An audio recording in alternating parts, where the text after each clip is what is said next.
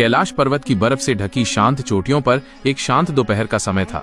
आकाश में हल्के बादल तैर रहे थे और मंद हवा चारों ओर शांति फैला रही थी। देवी पार्वती एक ध्यानमग्न स्थिति में बैठी थीं, परंतु उनका मन विचलित था। कुछ ही समय पूर्व उन्होंने धरती पर एक वृद्ध माँ बाप को देखा था, जो अपने बेटे के घर से बाहर निकाले गए थे। आंसुओं से भरी उनकी आंखों ने पार्वती के हृदय को विचलित कर दिया। देवी पार्वती भगवान शिव के पास पहुंची और बोली, नाथ, आपने मानव सृष्टि को बनते बिगड़ते देखा है। एक प्रश्न है, क्या माता पिता को अपने बुढ़ापे में अपनी संतान से सहारा, सम्मान और स्नेह की अपेक्षा नहीं करनी चाहिए?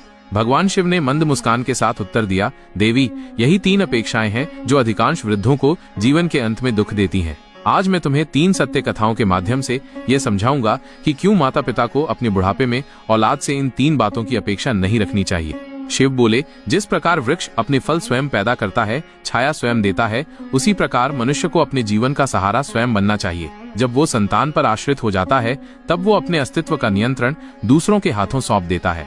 राजा धर्मदत्त एक न्यायप्रिय और दयालु शासक थे। उन्होंने 40 वर्षों तक अपने राज्य को प्रेम पूर्वक चलाया। बुढ़ापा आने पर उन्होंने राज्य अपने सबसे बड़े पुत्र को सौंप दिया और चारों पुत्रों में धन संपत्ति बांट दी।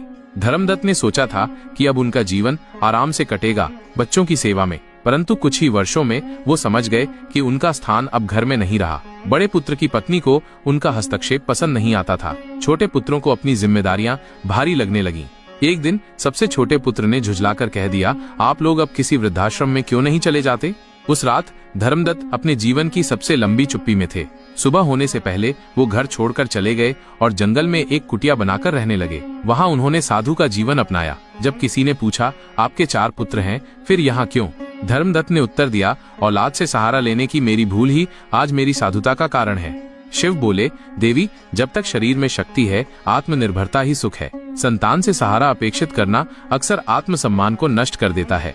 शिव बोले, सम्मान मांगा नहीं जाता, अर्जित किया जाता है। माता पिता अपने जीवन भर बच्चों को शिक्षा और संस्कार देते हैं, लेकिन यह आवश्यक नहीं कि संतान उनका सम्मान बनाए रखे। संसार का नियम है, जो उपयोगी होता है वही पूज्य होता है। मुनि अत्रि अत्यंत ज्ञानी थे। उनका पुत्र सौम्य भी विद्वान बना, परंतु विद्वता के साथ उसमें अहंकार भी जन्म ले चुका था। एक दिन वो अपने पिता के सामने कह बैठा, अब आपका ज्ञान पुराना हो गया है, लोग अब मुझसे मार्गदर्शन लेते हैं।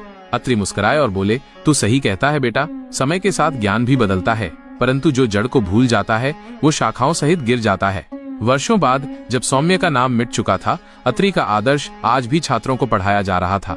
शिव बोले, देवी, संतान से सम्मान की अपेक्षा मनुष्य को दुखी करती है। यदि जीवन में सम्मान चाहिए तो उसे स्वयं के आचरण से अर्जित करो, दूसरों से मांगकर नहीं। शिव बोले, माता पिता का स्नेह निस्वार्थ